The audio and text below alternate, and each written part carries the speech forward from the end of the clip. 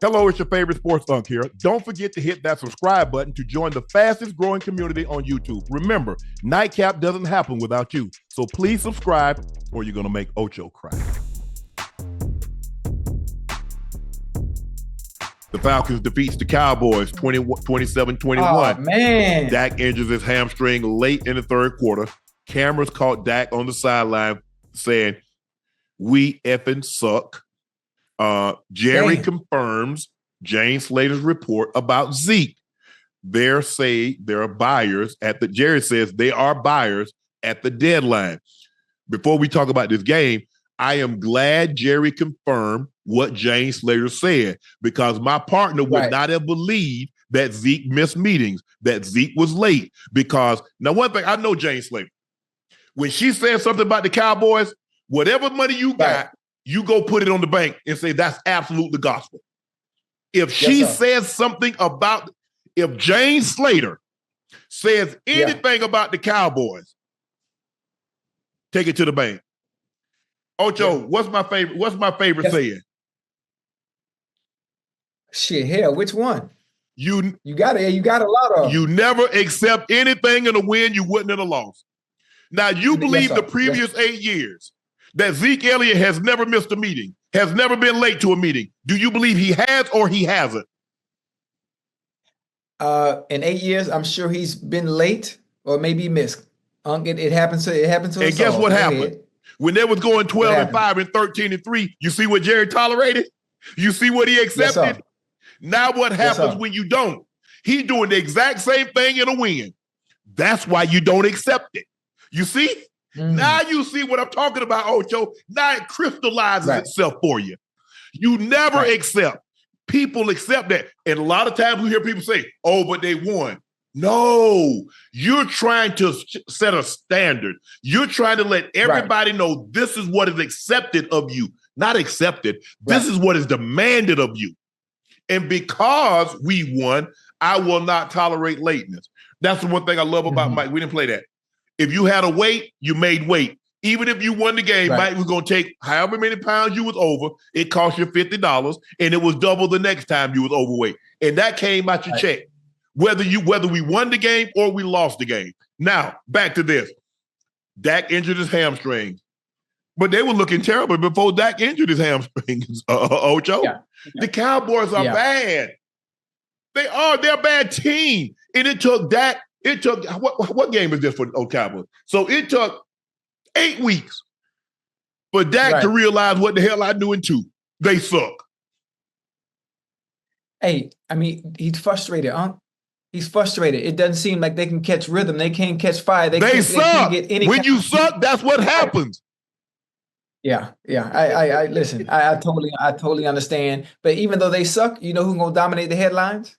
You know who's gonna dominate sports talk? The Dallas Cowboys. Whether they're winning or losing, whether they suck or whether they don't, they're still going to dominate tomorrow morning. They're gonna dominate Tuesday morning. They're gonna dominate Wednesday morning and the remainder of the week. I'm not sure if it can be fixed. No. I listened to Jerry Jones again, back in front of the camera, back in front of the mic after the game. What does he say? He still believes in his team.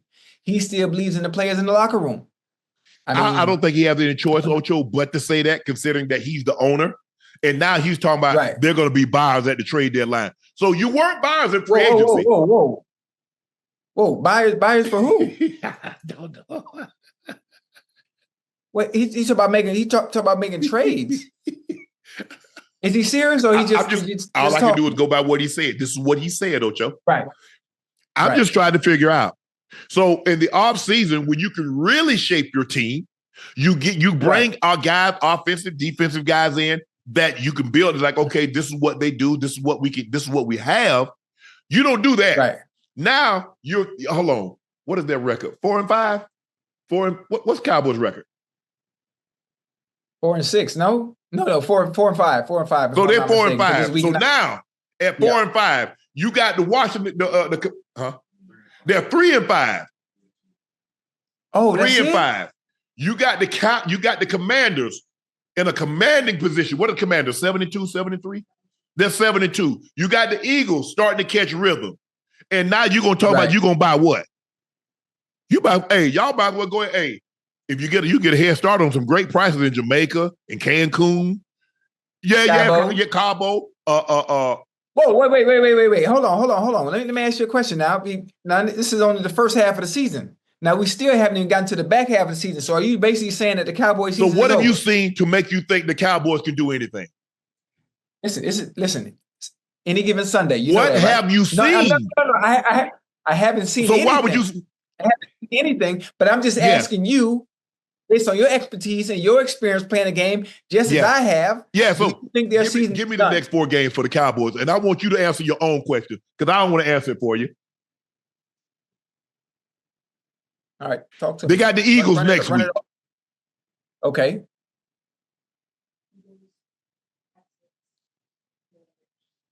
Eagles, Texans, Commanders. Of those 3 games, how many of the Cowboys winning? Hey, can I take it now? Yeah. I'm gonna whisper it. Yeah. It ain't looking good for the home team. Damn. That's why I said, if you go ahead and start now, I mean, hold on, let's see. It's November, so December, January, season be over. Right. Man, I'm sure you can get a great deal on the Airbnb in Jamaica, Cancun, Turks and Caicos. Use Priceline. And tickets, because you booking them so far in advance, ain't no telling. Right. Man, them tickets probably lower than whale poop. Whale what? You know, whale poop at the bottom of the sea. You know what I'm saying, Ocho? You can't get no lower than that. Yeah, man. I feel bad, man. I feel bad for Cowboy fans. I don't. I feel bad. I feel bad for the Cowboy fans that invest in the team, invest in tickets, go to the games, that are sold a dream every season. They buy it. Sold a dream. Ocho, why would I change up my product if I can sell this to the Cowboys fan for $1,000 every week, every year? Why would I sell something different? I would be a fool, a D-fool. Right. I come to the Cowboys fan, $1,000. I'll take it, and I'm gonna do this every year for 17, 18 weeks for 28 years. And you talk about change up my approach. I wish I might. Damn, man. And you don't feel bad for the players? No. But hold on. How we go from Dak saying he hadn't lost it? I remember last week, Dak stood up there and said he hadn't lost any confidence. He know nobody in that locker room had lost confidence. And he on the sidelines this week talking about we suck. Yeah. That's based on circumstance, situational issues right now. When you was losing, did you lose confidence in Ochocinco? Did you say Ocho? Okay, so what? I'm trying to figure it out now. No.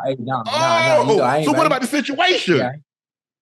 Yeah. I had to overcome those situations because I went through a lot of losing. Unc, you got to understand, I went through a lot of losing now. But I blocked that out because I still got. Well, you already knew you came into the season. You already came into the season knowing y'all gonna lose 10, 11 games. So. Don't do that. Don't do that. Don't do that. Don't be rude. Don't be rude. And there was always a shining light. Win or losing, there was always a shining light. I mean, you gonna get your catch. You gonna get your yards. Like, listen, it was always a shining light. But you already know, Ocho. Hey, you know what? Yeah. Come on now. I know what you mean. I'm not going to Popeyes expecting to get a burger. Right. I know what I'm going to Popeyes for. A lot of times you go to Dairy Queen, I know I'm gonna get me a soft serve ice cream, or I'm gonna get me a peanut butter parfait. I'm gonna get me the dilly bar. You know what I'm saying? I'm gonna get me a Blizzard. I'm gonna get me some type of ice cream when I go to Dairy Queen. That's what I'm thinking. Right. I mean, the Cowboys, they already know, but hey, the NFL funny, man.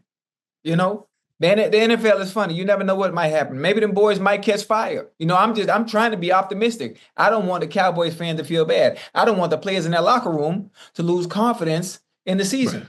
Because if you start thinking Cabo and Jamaica and Bahamas and Turks and all that stuff now, I mean, it's gonna look real bad. It could get ugly, Unc. You still got to play football. It's gonna look worse than what it looks now.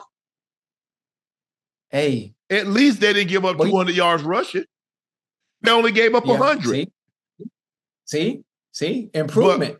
First Cousins only had 5 incompletions. He had 3 touchdowns. Hey, young swagging Cousins. Swag surfing Cousins. Oh, he been dealing. First Cousins been dealing. Yeah. Mooney had 5 for 88. Bijan Robinson had 7 for 59. Drake London got hurt. I mean, think about it. He was 2 for 27 and he got hurt. Yeah. What was the extent of his injury? I don't know. He didn't come back in the game, I don't think. Did he come back in the game? Dang. I mean, I saw CeeDee Lamb had an AC sprain in the shoulder. A little AC sprain. Yep. CeeDee came back in the game, though. CeeDee played. Yeah, okay. Yeah, he's going to be straight. Yeah.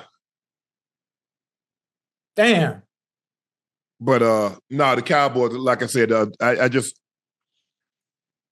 also on Friday, Cowboys coach Mike McCarthy said running back by committee approach was definitely not the preferred method, but we feel that's the best way to utilize the guys we got. See, that was a subtle shot at Jerry.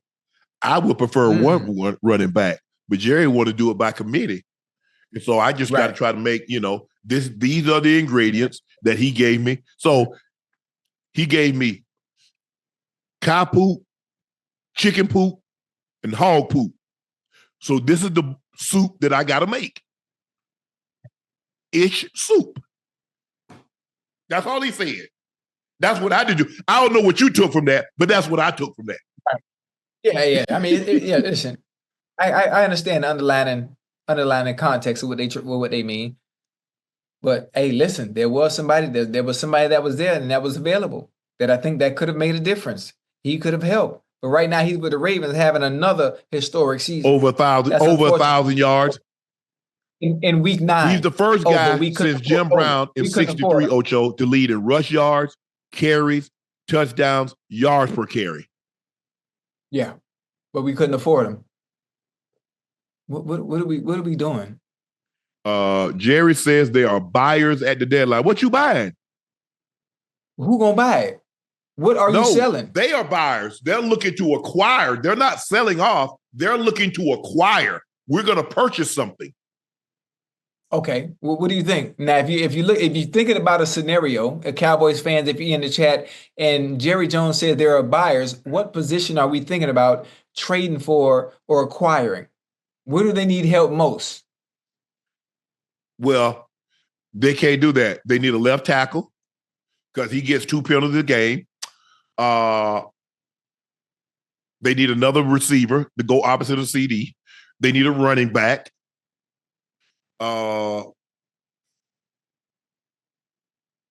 Probably need some D lineman, linebacker, corner. Oh, damn near whole new team.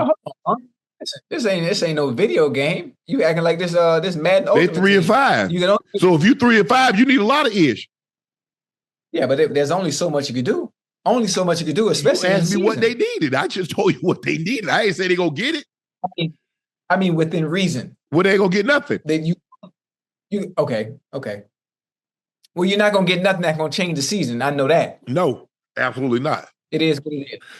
James Slater tweeted, Ezekiel Elliott is a healthy scratch today.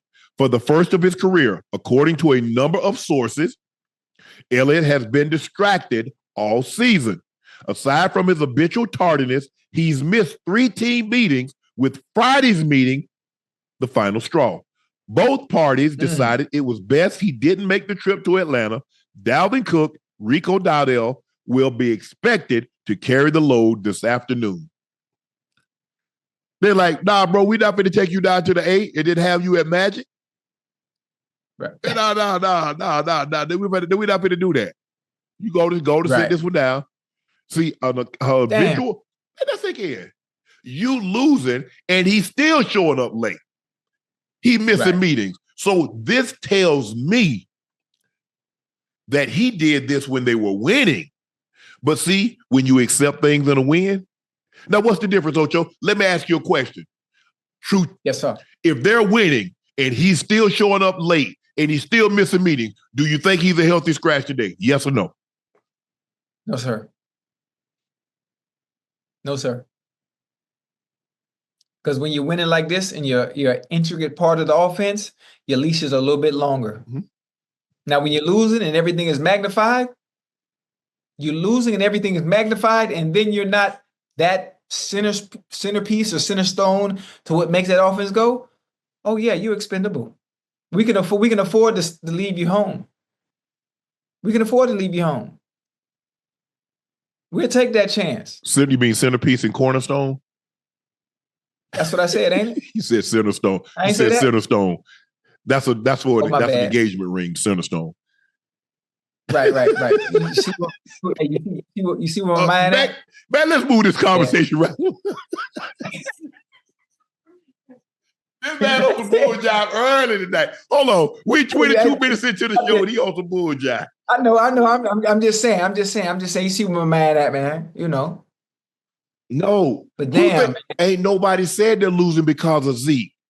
But why would you give them a reason to deactivate you?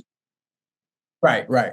That's my point. See, y'all missing. See, a lot of times fans miss the entire point. Well, Zeke's not the reason they're losing. Is he the reason they're winning? In the case, why would you, if you knew they're having, first of all, Ocho, normally the first people to go when jobs are having cutbacks is the people that are routinely late. It's easy to get rid of those guys. See, it's easy to deactivate a guy that's being late and not showing up for meetings. That's easy to do. I got to make your job hard. That's what the coach used to tell me, say, son, look here, don't cut yourself. Let us do that. Know what you're supposed to do. Do it to the best of your ability and let the chips fall where they may. How many more years Zeke think he got in this league with these kinds of numbers? Why would you do that? Now, think about what's being reported. Now, everybody know. Why would you do that, Ocho? Yeah. Something of this magnitude that's going to be able to get out. Now, everybody's seeing your numbers go here, here, here, and here, and here, and here. You're approaching 30. You're averaging 3 yards a carry, and you're late and you're tardy. What value is that to any team in the NFL, Ocho? You're about to be 30. You're averaging 3 yards a carry, and you're late and you miss meetings. Where is the value?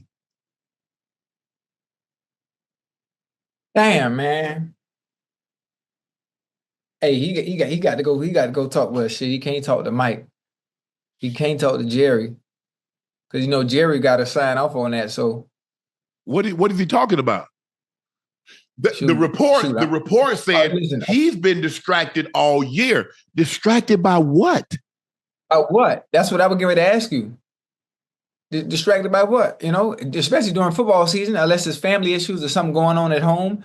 We don't know his personal issues or what it might be. But to be late, 2 or 3 times, to miss a Friday meeting, yeah, something is going on. What that may be, I have no idea, Ocho. I have not. Sure. I have no zilch idea. Yeah. The Minnesota Vikings stopped their 2-game losing streak by a score of 21-13 over the Indianapolis Colts. The Colts went with Joe Flacco. They benched Anthony Richardson. Sam Darnold was 28 of 34, 293 touchdowns. He had 2 interceptions and a fumble. Justin Jefferson continued his hot streak, 7 for $137. Jordan Addison made a great one-handed catch as they pull away and hold on to win 21-13 over the Indianapolis Colts to keep them somewhat connected to the Detroit Lions. Colts produced their worst offensive performance of the year. Tonight, the Colts had 6. The Colts offense had 6 points, their lowest output of the year.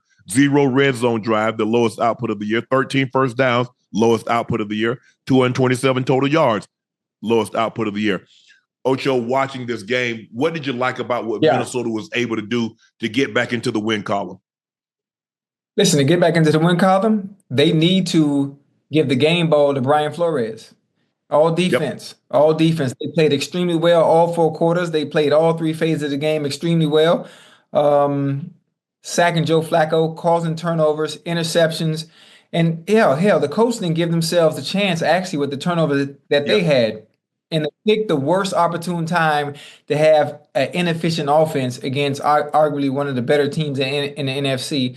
And really, the defense smothered. So Brian Flores, I would like to give him the credit for the win tonight, even though offensively they did what they needed to do as far as scoring points. But that defense was really, really good. Really, really good. Yeah, you know one thing. When you play the Vikings, they're a pressure defense. They're going to heat you up. Yeah. Brian Flores is going to heat you up now. So you better, whatever you're doing, you better do it suddenly. You better do it in a hurry, because you're not going to have a whole lot of time, because he's coming with the pressure package. He believes in his back end. He believes they can hold up, and he believes he can get to you before you get to them. And so that's the number one thing that I've noticed, that the games that I've watched them play, and for the most part, they've had a lot of games that's been televised. If you can't, if you can't handle their pressure, you can't deal with their defense.